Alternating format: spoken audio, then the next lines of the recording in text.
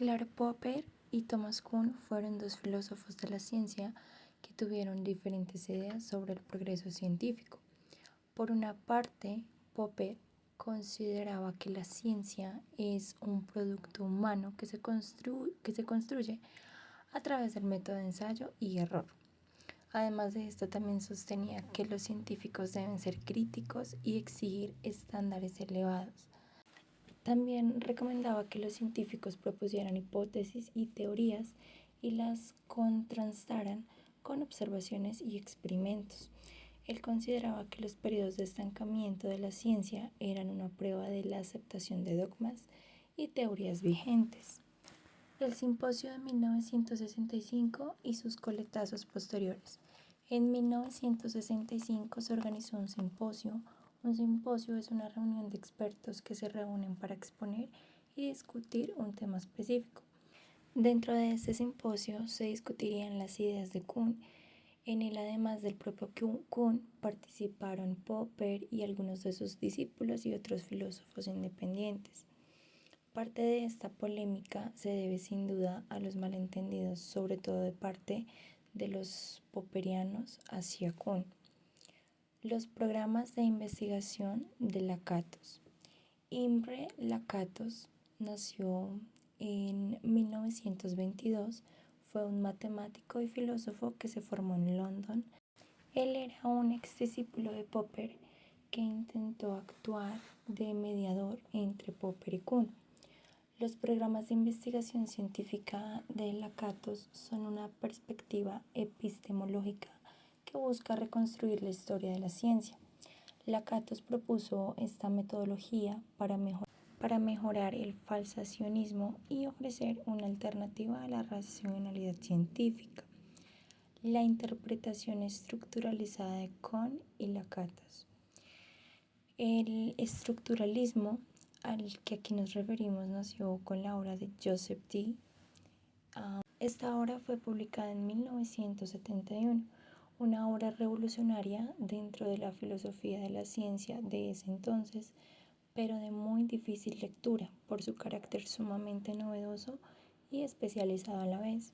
Un modelo es una estructura, o sea, una consecuencia de conjuntos de entidades llamados los dominios del modelo, y una o varias relaciones entre esos dominios, que pueden ser magnitudes como en las teorías físicas.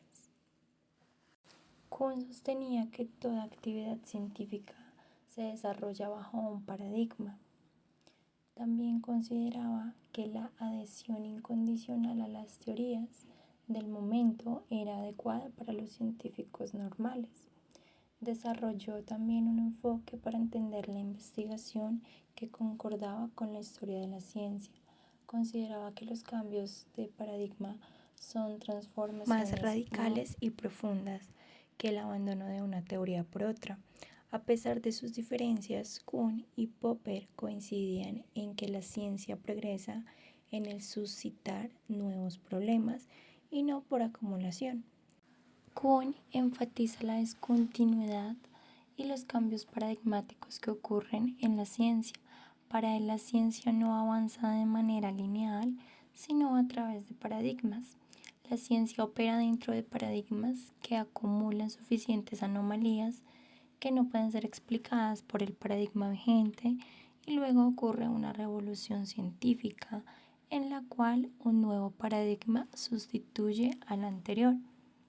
Popper resalta el papel de la falsabilidad y el proceso lineal acumulativo, es decir, que debe ser posible demostrar que son incorrectas para así lograr que la ciencia avance al desechar las teorías que no resisten la falsación.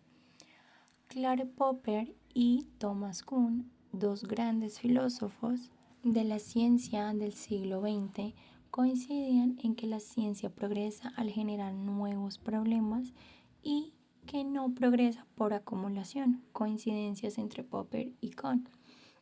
Ambos rechazaban la idea de que la ciencia progresa por acumulación. Ambos consideraban que la ciencia progresa al generar nuevos problemas. Ambos tenían una profunda influencia en la filosofía de la ciencia. Las diferencias entre Popper y Kohn son principalmente que Popper consideraba que la ciencia es un sistema de enunciados en un mundo objetivo, mientras que Kohn consideraba que la ciencia es construida por un sujeto histórico. Popper proponía una metodología científica basada en el falseamiento, mientras que Kohn interpretaba el desarrollo histórico de la ciencia como una sucesión de paradigmas.